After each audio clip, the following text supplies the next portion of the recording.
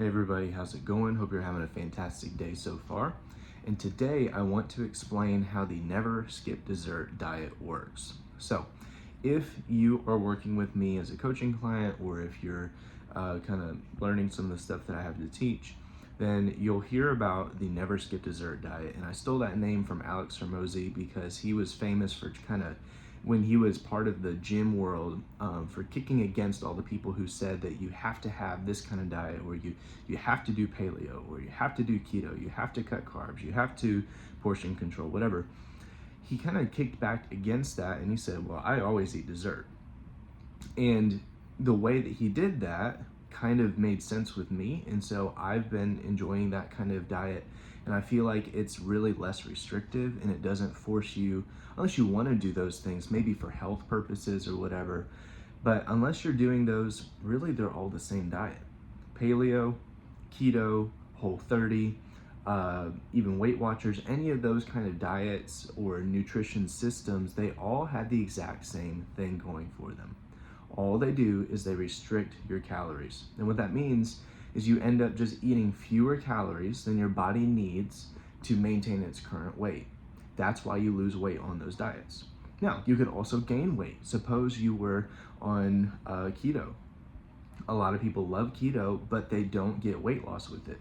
But they're adding butter to their coffee every day.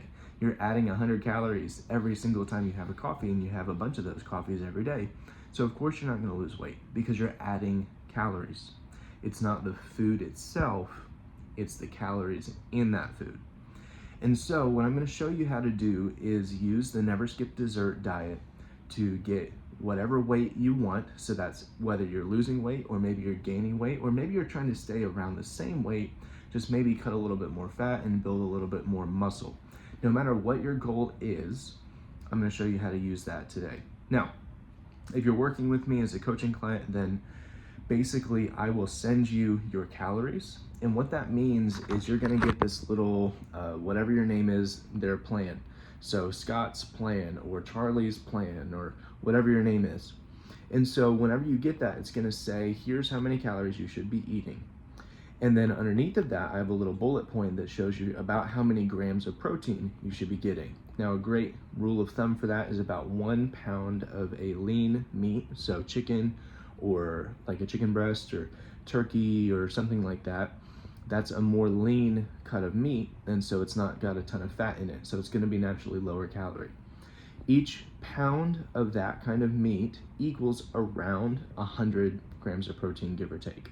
So if it's 150 grams of protein you need for the day, then eat 1.5 pounds of lean meat. Obviously you can use shakes, you could use any other form of protein that you want, but that's a really easy rule of thumb, and it'll make you feel full. So you're gonna get your calorie goal from me. You're also going to get your protein goal from me. After you've eaten all of your protein, what else? Depends on what your goal is, but most of the time you can just really eat whatever else you want, like literally whatever else you want. If it fits the calories that I'm giving you and you want it and you're hitting your protein goals, eat whatever you want. That means if you get dessert every night, get it. Never skip dessert. That's how you use the Never Skip Dessert diet. Now, is it stringent? Is it going to work for everybody's particular tastes or maybe their goals? I think so, because you are the one who's choosing what you like. And I'm not saying you can't have any of the foods that you don't like. That's the problem with most diets. See, people get on a diet and they're like, well, I can't eat any of the foods that I love. No more pizza, or no more burgers, or no more whatever, no more milkshakes. Well, the problem with that is now you're not eating the things that you love, and then you get burnt out on it. You get what's called diet fatigue. And when you get tired of your diet, why do you want to stick with it? Only the most disciplined people can do that, and I am not the most disciplined of people. I enjoy eating food.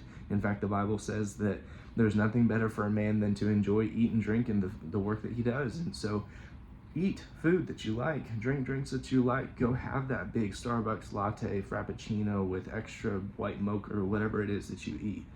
That's fine. Just make sure that it fits your calories and make sure that you hit your protein goals. Keep in mind, If you absolutely cannot hit your protein goals that day, it would be better for you to get your protein than it will be to stay in the diet, to stay in your calories is what I mean. And here's why.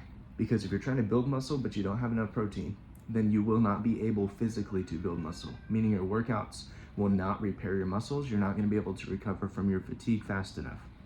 If you're cutting, meaning you're trying to lose fat, you're trying to get shredded, you can cut when your weekly average is below maintenance, meaning if you take 3,000 calories per day to maintain your current weight, and you eat 3,000, 2,700, 3,000, 3,000, 3,000 for the rest of the week, that 300 calorie deficit will mean that at the end of the week, you will end up losing some element of fat or some element of muscle. But that's the problem. If you're not getting enough protein, then the muscle is what your body will take instead of fat. And so you got to make sure that you're getting enough protein and that you're doing the workouts, and you will end up losing fat or gaining muscle or just maintaining kind of your weight, adding more muscle, and that means that you'll end up burning a little bit more fat. So all of that to say, that's how the Never Skip Dessert diet works. That's how most of your diet plans are going to work. And I hope that this is clear. If you have any questions, feel free to contact me.